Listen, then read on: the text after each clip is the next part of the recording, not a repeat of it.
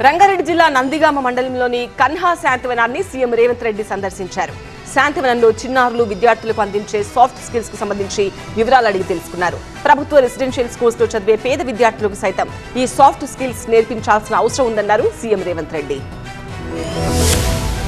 రంగారెడ్డి జిల్లా నందిగామ మండలంలోని కన్హా శాంతివనంలో పర్యటించారు CM Revanth Reddy. Founder Kamlesh D Patel తో కలిసి కన్హా శాంతివనాన్ని చుట్టేశారు. సందర్భంగా శాంతివనంలో చిన్నారులు విద్యార్థులకు అందించే సాఫ్ట్ స్కిల్స్ కు సంబంధించి వివరాలని అడిగి తెలుసుకున్నారు. కళ్లకు గంతలు కట్టుకుని రంగుల్ని గుర్తించడం, చదవడం వంటి స్కిల్స్ ను అక్కడ విద్యార్థులు ప్రదర్శించడం చూసి సీఎం రేవంత్ రెడ్డి వారిని అభినందించారు. ఇలాంటి స్కిల్స్ ను ప్రభుత్వ పాఠశాలలు, రెసిడెన్షియల్ స్కూల్స్ లో కూడా అందించేలా చర్యలు తీసుకోవాల్సిన అవసరం ఉందని అభిప్రాయపడ్డారు. తర్వాత కన్హా శాంతివనం ఆవరణలోని ట్రీ కన్సర్వేషన్ సెంటర్ ను సందర్శించారు. వివిధ రకాల వంగడాల అభివృద్ధి, మొక్కల పెంపకానికి సంబంధించిన విధానాల్ని నిర్వాహకులు ముఖ్యమంత్రికి వివరించారు. శాంతివనంలో ప్రత్యేకంగా ఏర్పాటు చేసిన రెయిన్ ఫారెస్ట్ ను తొలగించారు. మెడిటేషన్ సెంటర్ దగ్గర మొక్కను నాటి మెడిటేషన్ హాల్ ను సందర్శించారు సీఎం. కార్యక్రమంలో సీఎం సలహాదారు వేం నరేందర్ రెడ్డి, ప్రభుత్వ సలహాదారు శ్రీనివాసరాజు, ఎమ్మెల్యేలు శంకరయ్య, యాదయ్యతో పాటు పలువురు ఉన్నతాధికారులు పాల్గొన్నారు. కన్హా శాంతివనం, హార్ట్ఫుల్నెస్ మెడిటేషన్ సెంటర్లు ప్రపంచవ్యాప్తంగా విస్తరించాయి. అన్ని సెంటర్లకు హైదరాబాద్ లోని కన్హా శాంతివనం హెడ్ క్వార్టర్స్ గా సేవలు అందిస్తోంది. కన్హా శాంతివనంలో ప్రపంచంలోనే అతిపెద్ద ధ్యాన మందిరాన్ని నిర్మించారు. మానవ పరిణామానికి చిహ్నంగా ప్రపంచంలోనే విలక్షణమైన ఒక నిర్మాణంలో ఈ కేంద్రాన్ని రూపొందించారు.